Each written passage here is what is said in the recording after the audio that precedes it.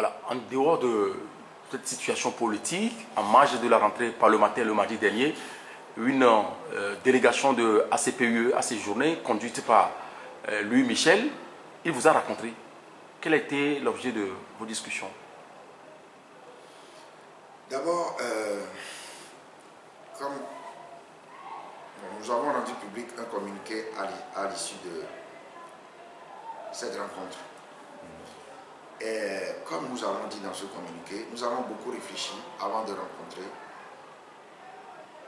la délégation de Louis Michel, lorsque nous avons appris que cette délégation comprenait M. Louis Michel.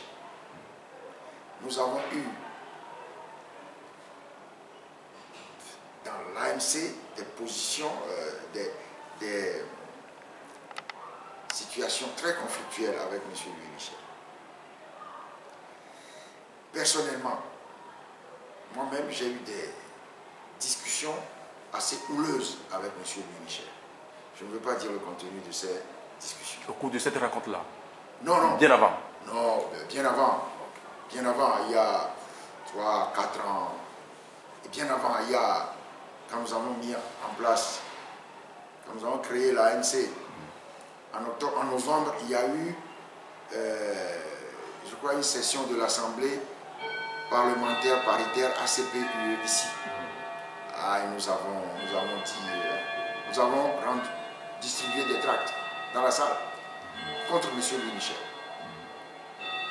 Et donc, nous avons eu ces positions-là avec lui. L'homme est particulier. Il fait plutôt du lobbying pour le pouvoir en place. Et il ne le cache pas. Et donc, nous nous sommes demandé s'il était nécessaire de participer à cette rencontre.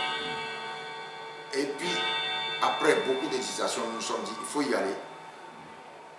Et moi, je ne l'ai pas regretté.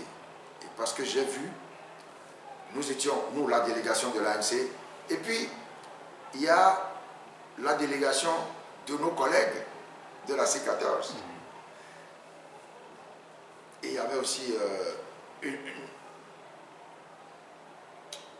un représentant du CAR, puisque le CAR a suspendu sa participation à la C14. Donc, on a défendu les mêmes positions, avec beaucoup de fermeté, et sans complexe. Il vous a reçu ensemble? Oui, on a été reçus ensemble. On a parlé de toute la situation. Les élections organisées alors que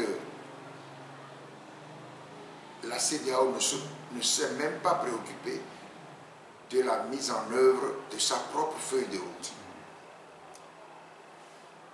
Le découpage électoral pour les législatives, la situation actuelle, tout. Bon, M. Louis Michel, il ne changera pas. Il a tenté comme d'habitude, d'abord de se montrer arrogant, de couper, mais quand on lui répondait avec la plus grande fermeté, il arrêtait, il cessait. Puis il reprenait, il a par exemple dit que de toute façon, la CEDEAO a validé les élections législatives.